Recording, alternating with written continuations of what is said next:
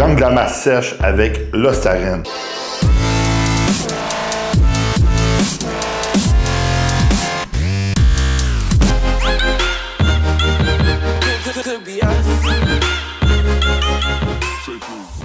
What's up gang, bienvenue au Mercredi Anabolisant. Aujourd'hui, je te fais découvrir un SARM, l'Ostarine. Dans le fond, qu'est-ce que les SARM?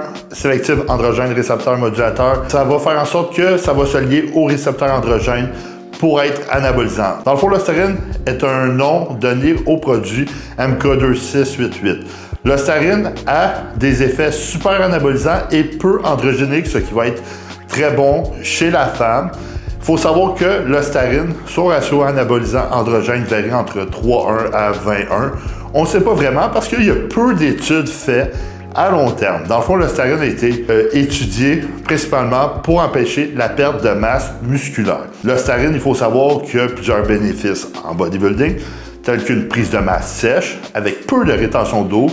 Il va te permettre d'augmenter tes performances, augmenter ta force, augmenter ta récupération, mais il n'est pas sans effet secondaire, bien sûr. Dans le fond, l'Ostarine, comme j'ai dit plus tôt, peu de recherche, même si c'est un des SARM les plus étudiés, peu de recherche. Alors, ses effets à long terme, on ne le sait pas trop, mais ses effets secondaires, on en sait un peu. Il va jouer sur ton mauvais cholestérol et ton bon cholestérol, ce qui peut lier dans le futur avec des problèmes de cœur. Il va aussi augmenter, avec possibilité, les enzymes hépatiques du foie, ce qui va faire en sorte que ça peut être nocif pour ton foie. L'Ostarine peut aussi causer des problèmes hormonaux tels que acné, suppression de testostérone. Il va te causer aussi une petite rétention d'eau. C'est sûr que l'Ostarine a plusieurs bénéfices, mais il faut aussi penser à ses effets secondaires. L'Ostarine va augmenter ta rétention d'azote, ta rétention de glycogène aussi dans les muscles, ce qui va être bon pour paraître plus full. Mais il faut savoir que chez un homme, l'Ostarine, les résultats, tu vas en avoir un petit peu au début, mais tu vas supprimer ta testostérone naturelle, ce qui veut dire que vers 8 semaines dans ton cycle, tu vas avoir peu de résultats parce que ta testostérone naturelle va être supprimée et l'Ostarine n'est pas un SARM très puissant. Les dosages varient énormément. Les dosages varient entre 12,5 à 25 mg chez l'homme. J'ai vu jusqu'à 50 mg. Et chez la femme, ça varie entre 6,5 mg à 12,5 mg jusqu'à 25 mg par jour. Tout dépend encore de la catégorie que tu veux faire, quel physique tu veux atteindre, etc.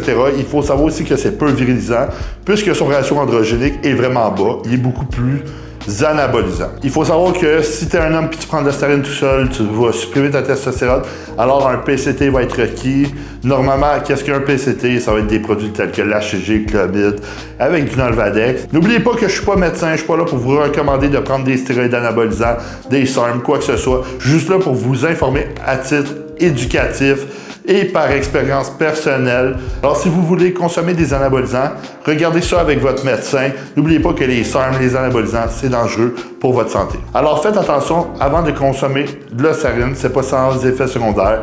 L'Ostarine est pris par voie oraux et il existe aussi une forme injectable d'Ostarine qui est beaucoup plus puissante parce que ça augmente sa biodisponibilité. Alors, si tu as aimé cette petite vidéo-là sur l'Ostarine, n'oublie pas de liker, écrire un commentaire quel est l'anabolisant SARM ou qu'est-ce que tu aimerais découvrir dans une autre vidéo. N'oublie pas aussi de regarder mes autres vidéos et de t'abonner à ma chaîne et d'activer les notifications. On se revoit au prochain Mercredi Anabolisant.